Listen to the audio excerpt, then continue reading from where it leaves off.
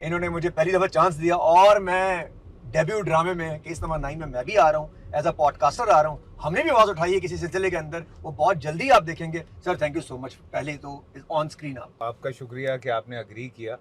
और ये देखो, एक चीज़ को रिलेटेबल करने के लिए, और केस नंबर 9 में ना आपको बहुत सारे चेहरे नज़र आएंगे ऐसे कि लोग जो है वो सरप्राइज होंगे कि क्या बात कर रहे हो, ये अच्छा ये कर रहे हैं ये वाला काम। तो ये एक बड़ी अच्छी बात है उसमें। सर राइटर हाँ। भी आपका शाजिब खानजादा, आपके डायरेक्टर प्रोड्यूसर, कैसा ये कैसे ये कॉम्बिनेशन कैसे बन गया यार कास्ट तो देखे जरा, एक से एक बढ़ के एक हाँ, बंदा आपने ले लिया। मुझे बड़ी अच्छी तरह से याद है एक टाइम पे ना, नदीम साहब, हमारे जो लेजेंडरी नदीम साहब जी, वो बैठे हुए बात हो रही थी, तो बेग साहब ने कहा कि कहते यार अच्छी फिल्म जो है ना वो प्रोड्यूसर बनाता है। सो बात यह है कि आज के दौर में भी जो अच्छा ड्रामा है या अच्छी फिल्म है वो प्रोड्यूसर या चैनल बनाता है, फिर वो उस हिसाब से हायरिंग करता है।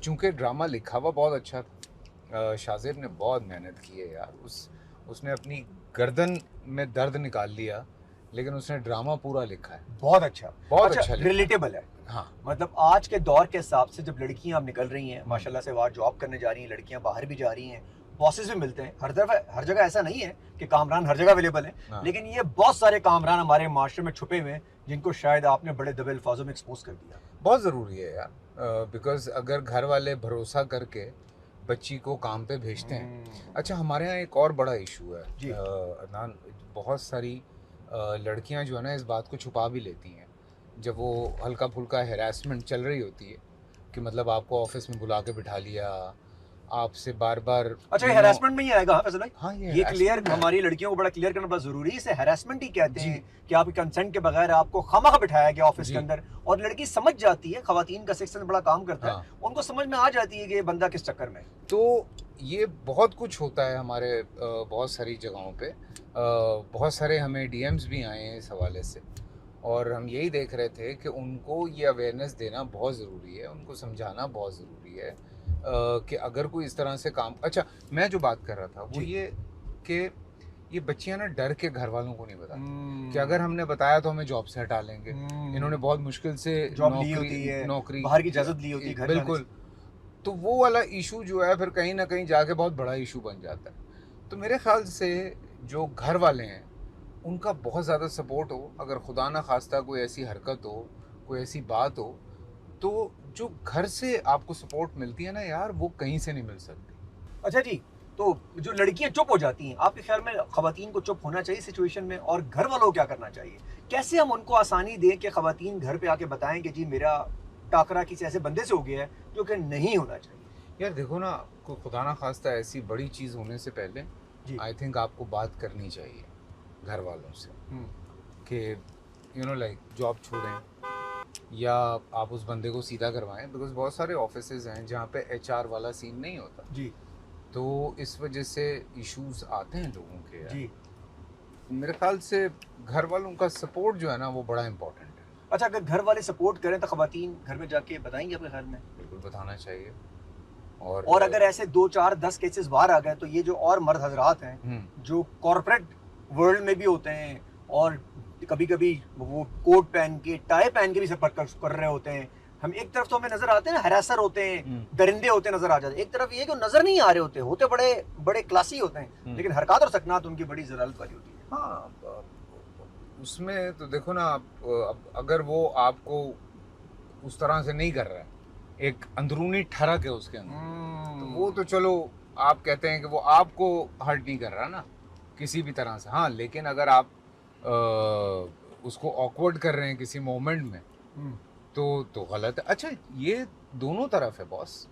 अगर कोई खातून भी किसी लड़के के साथ कर रही हैं तो वो वैसे फैसल भाई हमारे माशरे में खातून लड़के से बहुत कम ही करती है, आपके साथ होता होगा वैसे? नहीं, लेकिन बात यह है कि हमारे यहाँ जो बच्चों के साथ भी होता है वो भी आपके सामने ही है।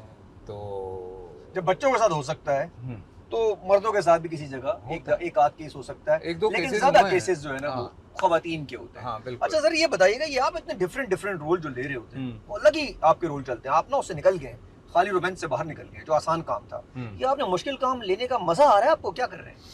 यार कोई लव स्टोरी बनाया है वो बस ऐसी लेके जाए पहाड़ों शहाड़ों पे घुमाए फिराए गोल गोल घुमाए सब कर रहे होते हैं कोई ये गुरु वो गुरु कुछ बनाए आप भी इस किस्म का? यार देखो बात ये होती है कि अब एक के बाद एक जब अलग अलग चीज़ें आती हैं तो लोगों की एक्सपेक्टेशंस भी बढ़नी शुरू हो जाती हैं। ठीक है।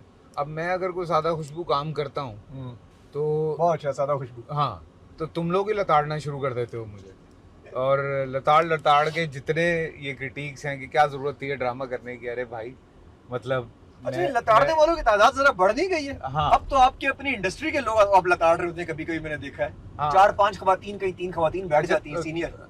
तुम सारे तो फिर भी कम लताड़ते हो, वो ज्यादा लताड़ती हैं।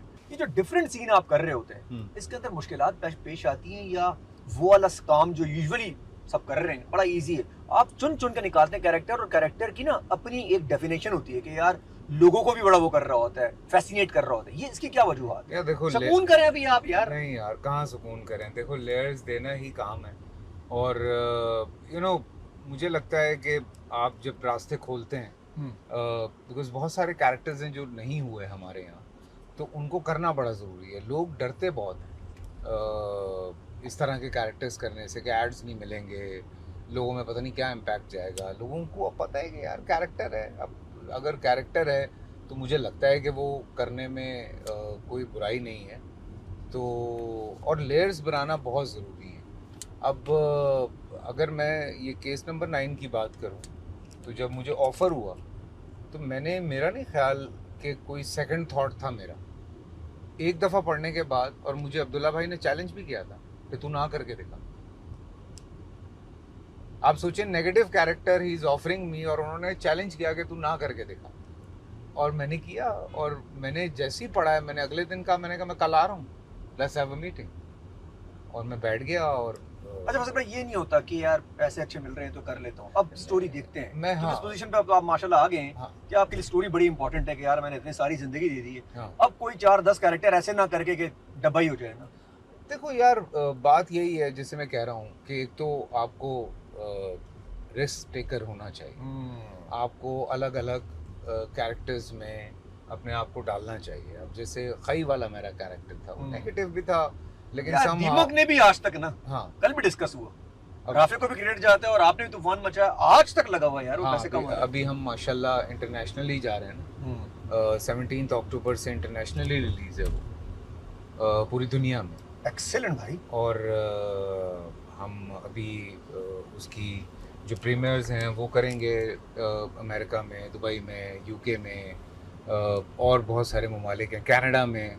मेरे पास जहाँ जहाँ के वीज़े नहीं है वहाँ पे सोनिया जा रही है, मेरे पास जहाँ जहाँ के वीज़े हैं मैं वहाँ जा रहा हूँ। बहुत अच्छा यार। हाँ। अच्छा जी, इसमें सबा कमर, हाँ, केस नंबर 9 में बाकी कैरेक्टर उनको आप कैसे देखते हैं?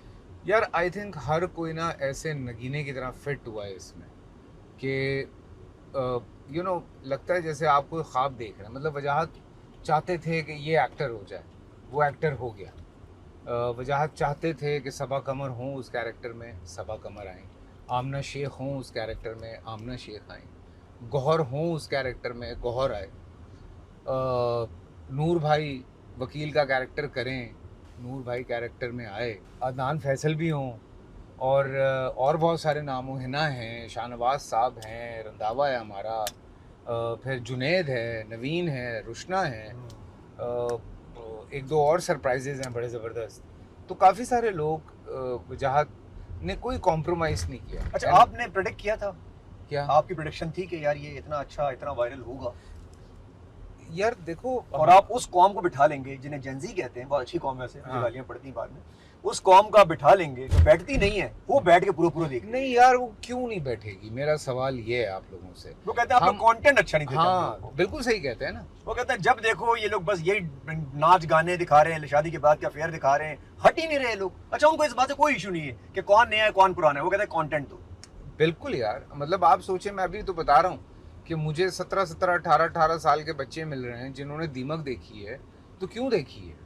क्योंकि उनको कंटेंट मिला है। उनको भाई वो नेटफ्लिक्स देखते हैं, वो प्राइम देखते हैं, वो दुनिया के बहुत सारे वीलॉग्स देखते हैं, ब्लॉग्स देखते हैं, चैनल्स देखते हैं। हमसे ज़्यादा उनके लिए दुनिया ओपन है उनकी आंखों के सामने। क्या बात की है, ठीक है ना? सो हमारे लिए क्या था, एक वीसीआर था ना,